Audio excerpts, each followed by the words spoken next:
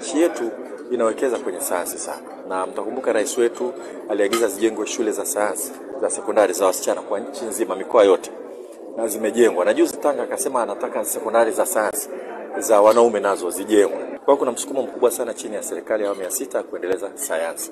Project Inspire ni kwa kweli ni juhudi binafsi za taasisi isiyo ya kiserikali, lakini inachangia sana maendeleo ya sayansi hapa nchini. Tumewaambia wajaribu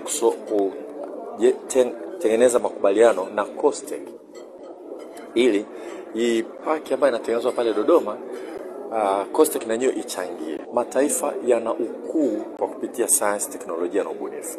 Ukuu wa mataifa yote duniani msingi wake ni sayansi, maendeleo makubwa ya sayansi, teknolojia na ubunifu. Sio kitu kingine chochote. Tunapata solution nyingi sana, tunatatua changamoto nyingi sana kutumia teknolojia. Na vijana tukiwaweza kuwahimiza kujifunza kusoma sana sayansi na teknolojia, nchi yetu inaweza kusonga mbele. Lakini tunahitaji vijana wengi sana wana sayansi, wengi sana, bado sana, safari ndefu sana.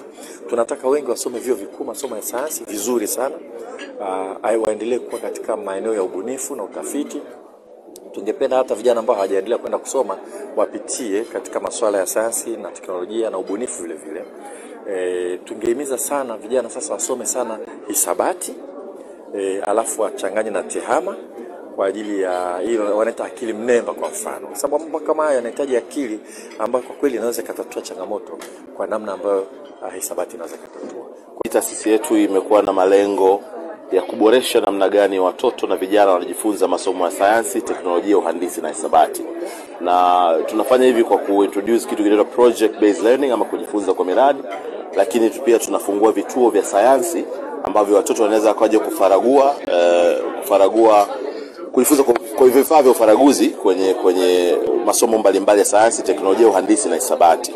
Na malengo yetu yanakuwa ni kuhakikisha kwamba watoto hawaioni sayansi na masomo haya kama jambo la kutisha au jambo gumu ambalo kama kawaida watu wengine wanajisikia hivyo. Kwa hiyo tumekuwa na malengo ya kufikia watoto zaidi ya, tulivyoanza mwanzoni tulikuwa nafikiria tunaweza kufikia watoto 50, 60, lakini mpaka sasa tumefikia watoto zaidi ya 100 kwenye both Dar es Salaam na Tanga, na vituo viwili vikubwa vya sayansi. Kwa hiyo nategemea sasa kwenda mbele miaka 10 ijayo tukishirikiana na serikali, Mungu akitujalia tutakuwa na vituo karibu 100. Achievement yangu tangu nilipojiunga Project Inspire kwenye bootcamp ya 5, ya 6, ya 7 na ya 8, nimeweza kushiriki sehemu mbalimbali kutokana na kufanya issues za innovation.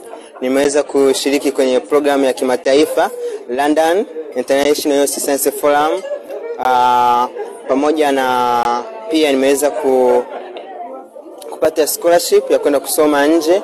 Kwa hiyo ninawa-encourage vijana waweze kufanya issues za masomo ya sayansi, waweze kufanya bunifu kwa ajili ya kutatua changamoto mbalimbali na wajihusishe